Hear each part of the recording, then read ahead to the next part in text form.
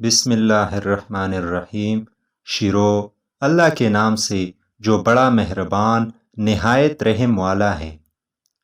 وہ شخص آپ کا محسن ہے جو آپ کو یہ یقین دلا دے کہ ہاں تم کر سکتے ہو۔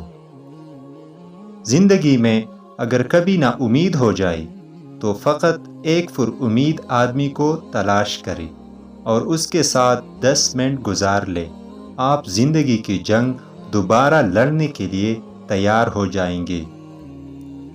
باعزت انداز میں ناکام ہو جانا بے عزت ہو کر کامیاب ہونے سے بہتر ہے۔ زندگی یہ نہیں کہ آپ کتنے خوش ہیں، زندگی یہ ہے کہ دوسرے لوگ آپ سے کتنے خوش ہیں۔ اگر آپ اپنی کامیابیوں کو اپنی ذات تک محدود رکھتے ہیں تو وہ آپ کے پاس بھی نہیں رہیں گے۔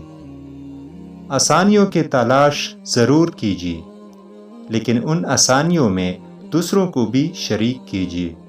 اس طرح اللہ تعالیٰ آپ کو ہمیشہ آسانیوں میں رکھے گا۔ وعدہ کریں کہ نہ کبھی محنت کرنا چھوڑیں گے اور نہ ہی خواب دیکھنا ترک کریں گے، کیونکہ خواب دیکھنے والا محنتی انسان ترقی ضرور کرتا ہے۔ آپ کی محنت سے اگر کسی کو فائدہ ہو رہا ہے تو پھر بہت اچھی بات ہے، لیکن اگر کسی کو کوئی فائدہ نہیں ہو رہا تو پھر اس محنت سے پیچھے ہٹ جائے۔ ہر انسان میں ایک تڑپ اور لگن موجود ہوتی ہے، اور یہی تڑپ اور لگن اس کو عظمت تک لے جا سکتی ہے۔